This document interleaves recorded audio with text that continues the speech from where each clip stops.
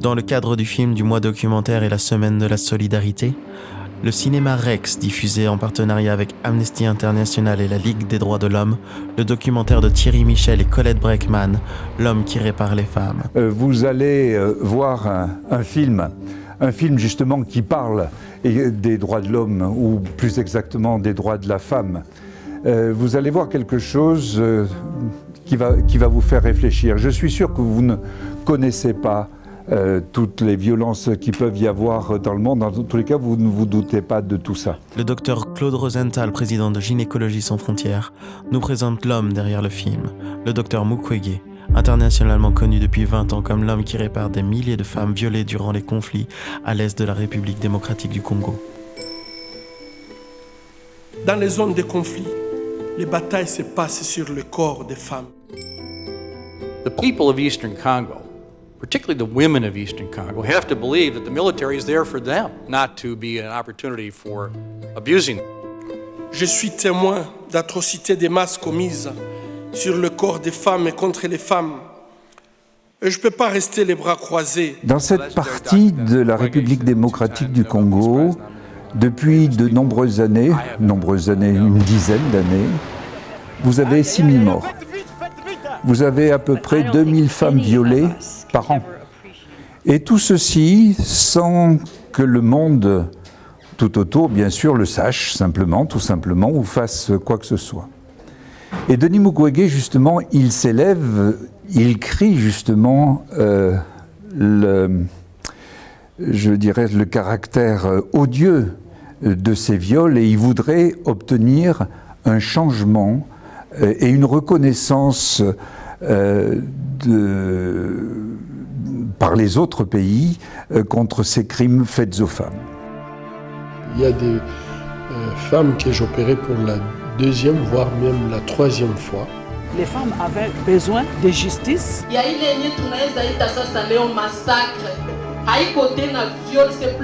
Nous voyons ce que même un œil de chirurgien ne peut pas s'habituer de voir. Ces viols sont particuliers. Ce sont en fait des viols utilisés comme armes de guerre. On rentre dans un village et on viole tout ce qu'on va trouver, du bébé de 3, 4 ans, 5 ans, jusqu'à la grand-mère. Et ceci devant les hommes. Et c'est volontairement que c'est fait ça. Et donc, vous voyez bien que ça ne coûte pas très cher.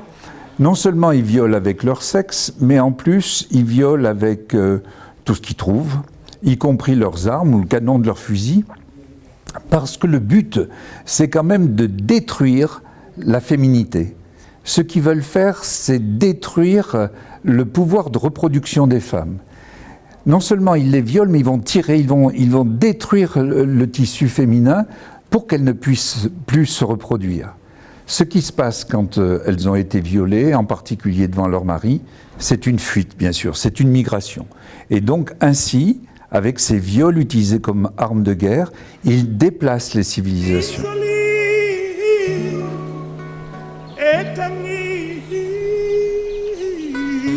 Kisha sasa nilikuwa kutravai waendela hamwe wakifika wakiacha wananichomeka kisu fasi moya hivi vya mtungu vilishauza vyote, na ndio vile wakinifikisha msale dope.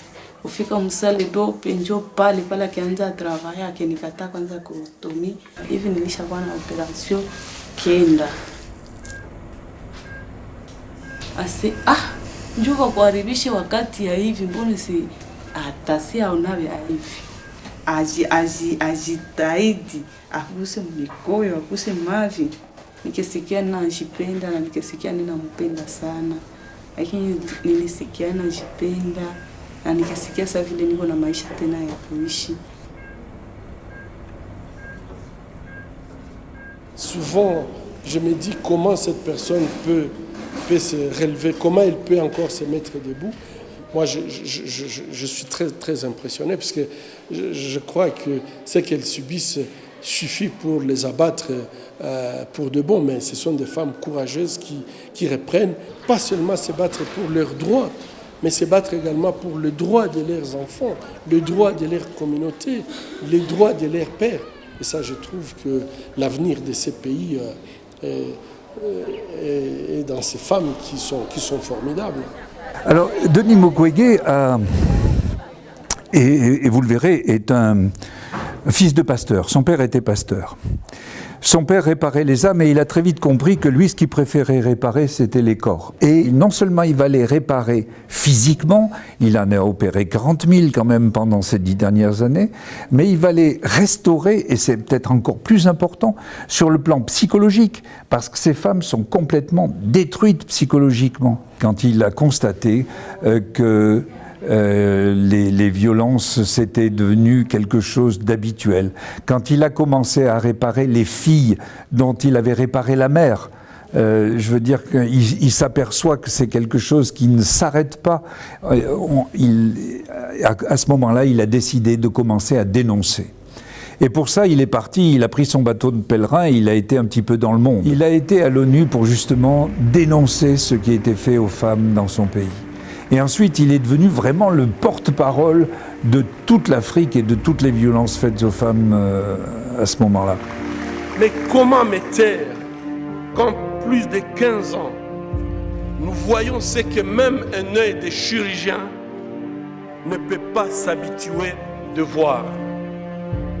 Comment me taire quand nous savons que ces crimes contre l'humanité sont planifiés avec un mobile bassement économique? Chaque femme violée, je l'identifie à ma femme. Chaque mère violée, je l'identifie à ma mère. Et chaque enfant violé, je l'identifie à mes enfants. Comment pouvons-nous nous taire? Gynécologie sans frontières est une organisation qui a maintenant un peu plus de 20 ans et qui a plusieurs types d'actions en France et dans le monde. En France, on a surtout de la formation, sauf maintenant nous sommes dans l'urgence avec le problème des migrants, mais dans les pays du tiers-monde, nous nous intéressons à la formation. On va 2 fois par an, en avril et en octobre, donner un coup de main et surtout faire de la formation.